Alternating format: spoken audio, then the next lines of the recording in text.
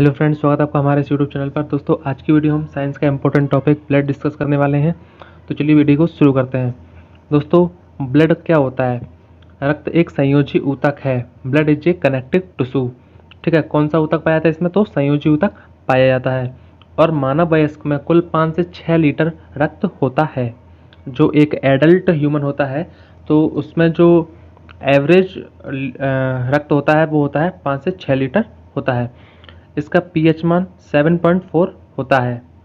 ठीक है, रक्त प्लाज्मा और रक्त कोशिकाओं से मिलकर बना होता है।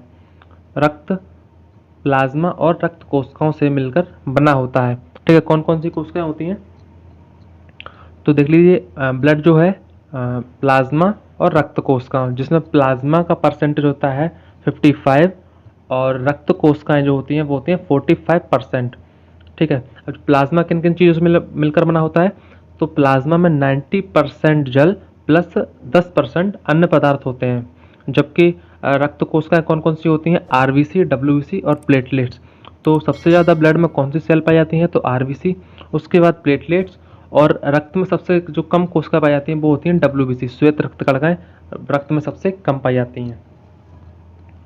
तो अब बात करते हैं प्लाज्मा। प्लाज्मा क्या होता है? प्लाज्मा हमारी बॉडी में 55% होता है। प्लाज्मा पानी और अन्य पदार्थ का मिश्रण होता है। पानी प्लाज्मा में 90% होता है और बाकी जो अन्य पदार्थ होते हैं वो 10% होते हैं। और वे कौन कौन से पदार्थ होते हैं? वो होते हैं प्रोटीन, यूरिया, फास्फोरेट, बाइकार्बोनेट आदि होते हैं। अब प्लाज्मा से इंपॉर्टेंट पॉइंट्स जिससे क्वेश्चन बनता है तो उसको भी थोड़ा समझ लीजिए। प्लाज्मा में फाइब्रोनोजेन प्रोटीन पाया जाता है जो रक्त का थक्का जमाने में मदद करता है। ये प्रोटीन का नाम आपको याद रखना है, पूछ लिया जाता है। और प्लाज्मा का काम क्या होता है? प्लाज्मा ताप को नियंत्रित रखता है और घाव भरने का काम भी प्लाज्मा करता है। तो नेक्स्ट है रक्त कणिकाएं। ये रक्त कणिकाएं आरबीसी, डब्ल्यूबीसी और प्लेटलेट्स होती हैं। रक्त कोशिकाओं में आरबीसी सबसे ज़्यादा, फिर प्लेटलेट्स और डब्ल्यूबीसी रक्त में सबसे कम होती हैं। अब समझते हैं आरबीसी, लाल रक्त कणिकाएं। रक्त में 90% होती हैं और इनकी जो लाइफ साइकिल है वो होती है 120 दिन। और आरबीसी का निर्माण कहाँ होता है? तो अस्थिमज्जा यानी कि बोन मैरो में होता है। और आरबीसी की मृत्यु कहाँ होती है? स्प्लीन में हो जाती है। इसे आरबीसी का कब्रिस्तान भी कहा जाता है। किसे? स्प्लीन को। अच्छा, और आरबीसी का काम क्या होता है? आरबीसी का कार्य होता है ऑक्सीजन और कार्बन डाइऑक्साइड का संवहन करना। ऑक्सीजन और कार्बन डाइऑक्साइड को ट्रांसपोर्ट करता है कौन? आरबीसी। नेक्स्ट देखते हैं हीमोग्लोबिन। लाल रुधिर कणिकाओं में हीमोग्लोबिन रहता है जिसके कारण रुधिर लाल दिखाई देता है।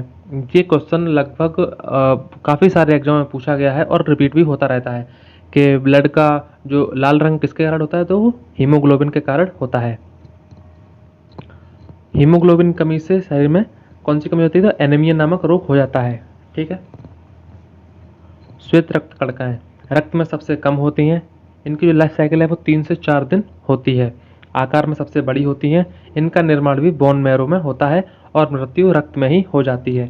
और जबकि आरबीसी की मृत्यु कहाँ होती है? तो स्प्लीन में होती है। और बोन मैरो और जो डब्ल्यूबीसी होती है उसकी मृत्यु रक्त में ही हो जाती है। नेक्स्ट है डब्ल्यूबीसी के कार्य। तो इम्यून सिस्टम को बढ़ाता है। ठीक है, प्रतिरोध की क्षमता बढ़ा देता है और रोगाणुओं से रक्षा करता है और घाव भरने का काम भी डब्ल्यूबीसी करता है। डब्ल्यूबीसी 2 टाइप्स के होते हैं। कौन कौन से? लिम्फोसाइट्स और मोनोसाइट्स। लिम्फोसाइट्स वे श्वेत रक्त कणिका जो बीमारियों से बचाती हैं, और मोनोसाइट जो घाव भरने का काम करती हैं। अच्छा, डब्ल्यूबीसी कमी से होने वाले रोग तो एड्स और एचआईवी। ठीक है, जो कि डब्ल्यूबीसी कमी के कारण होता है। और कैंसर भी डब्ल्यूबीसी कमी से होता है। अगर डब्ल्यूबीसी की मात्रा कम हो रही है तो हम उसे ल्यूकोपीनिया कहते हैं। अगर डब्ल्यूबीसी की मात्रा बढ़ रही है तो इसे ल्यूकेमिया कहते हैं। नोट, विटामिन ए रक्त में डब्ल्यूबीसी को बढ़ाता है। विटामिन ए रक्त में डब्ल्यूबीसी को बढ़ाता है। अब बात करते हैं प्लेटलेट्स की। संख्या में 4.5 से 6 लाख तक पर लीटर होता है। ठीक है, 1 लीटर में इनकी संख्या 4.5 लाख से 6 लाख होती है। इनका कार्य क्या होता है? शरीर में कट जाने या लग जाने से जो रक्त बहता है उसे रोकने का कार्य किसका होता है? प्लेटलेट्स का होता है। चिकनगुनिया और डेंगू जैसी बीमारियों में प्लेटलेट्स की मात्रा एकदम में कमी आ जाती है।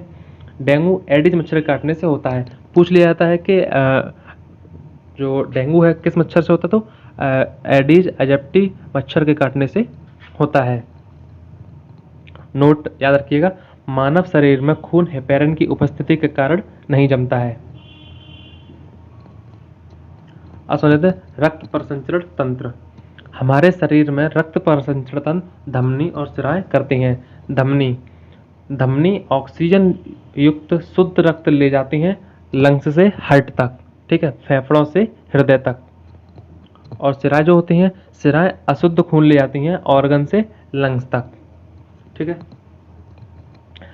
नेक्स्ट क्वेश्चन है आपका, प्लेटलेट्स को किस और नाम से जाना जाता है?